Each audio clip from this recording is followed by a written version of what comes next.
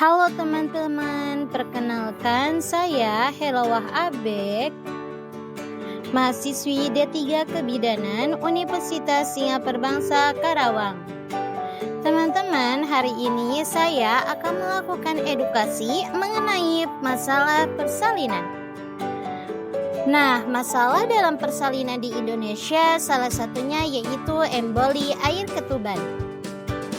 Apa itu emboli air ketuban? Teman-teman, apa ada yang tahu? Nah, emboli air ketuban adalah sindrom yang dimana setelah sejumlah cairan ketuban memasuki sirkulasi darah maternal dan menyebabkan gangguan pernapasan yang akut dan shock. Nah, selanjutnya, apa penyebab terjadinya emboli air ketuban? Nah, secara pasti belum ditentukan penyebab jelas terjadinya emboli air ketuban. Namun yang paling sering dijumpai adalah terjadinya kerusakan pada penghalang plasenta seperti adanya luka atau trauma. Diduga bahwa terjadi kerusakan penghalang fisiologi antara ibu dan janin sehingga bolus cairan amnion memasuki sirkulasi maternal yang selanjutnya masuk ke dalam sirkulasi paru dan menyebabkan kegagalan perfusi secara masif, bronkoplasme, dan renjatan. Namun, kemungkinan bisa terjadi karena yang pertama yaitu multiparitas dan usia lebih dari 30 tahun. Shock yang dalam yang terjadi secara tiba-tiba tanpa diduga pada wanita yang proses persalinannya sulit atau baru saja menyelesaikan persalinan yang sulit.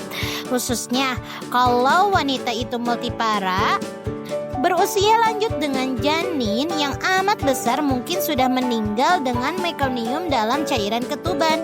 Selanjutnya yang kedua yaitu ada janin besar intrauteri yang menyebabkan ruptur uteri saat persalinan sehingga cairan ketuban dapat masuk melalui pembuluh darah.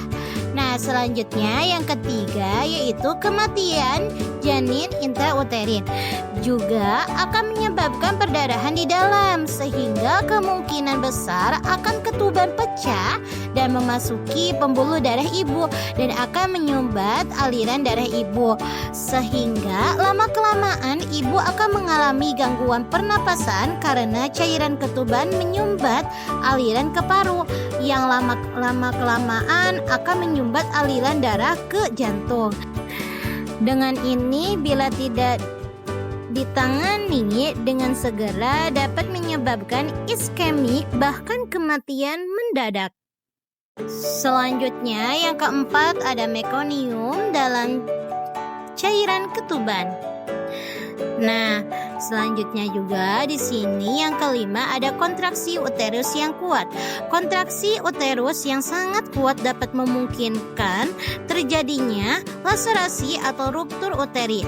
Hal ini juga menggambarkan pembukaan pena. Dengan pembukaan pena, maka cairan ketuban dengan mudah masuk ke pembuluh darah ibu yang nantinya akan menyumbat aliran darah yang mengakibatkan hipoksia, disfu, dan akan terjadi gangguan pada pernapasan pada ibu.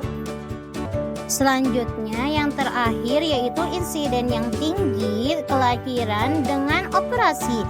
Dengan prosedur operasi tidak jauh dari adanya pembukaan pembuluh darah dan hal ini dapat terjadi ketuban pecah dan masuk ke pembuluh darah ibu.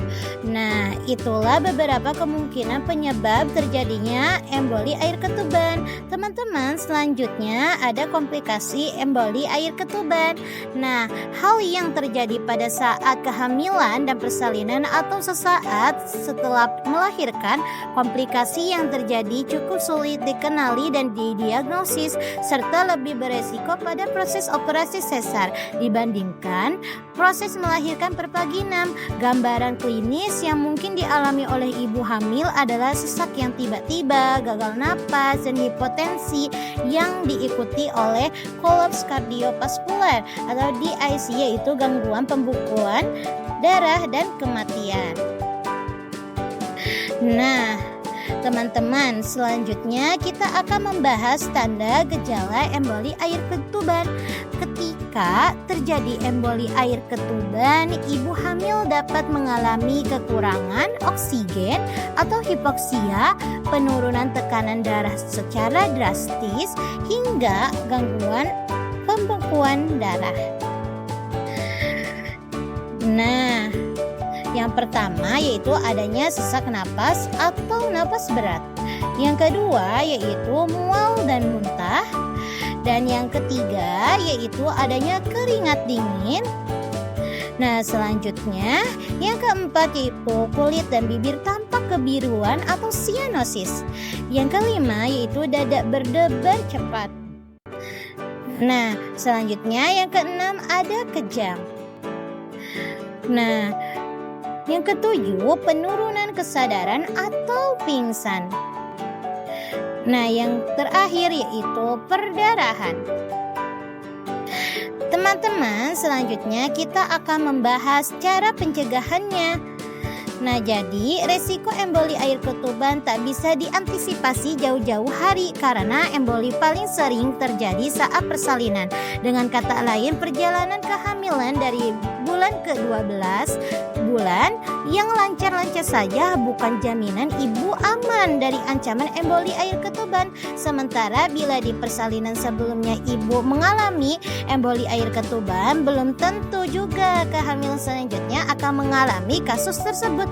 Begitu juga sebaliknya.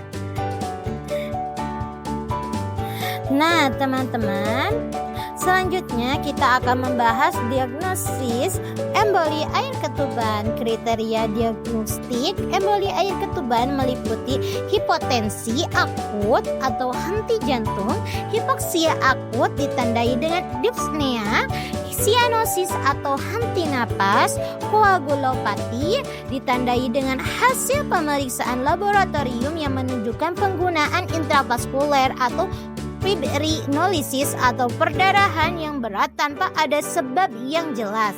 Timbulnya tanda dan gejala seperti tersebut di atas terjadi selama persalinan, operasi sesar atau dilatasi dan evakuasi atau dalam 30 menit postpartum. Nah, selanjutnya tanda dan gejala klinis yang sering ditemui pada emboli air ketuban adalah hipotensi, gawat janin, kudi paru, henti jantung, sianosis, koagulopati, sesak napas, kejang, dan atonia.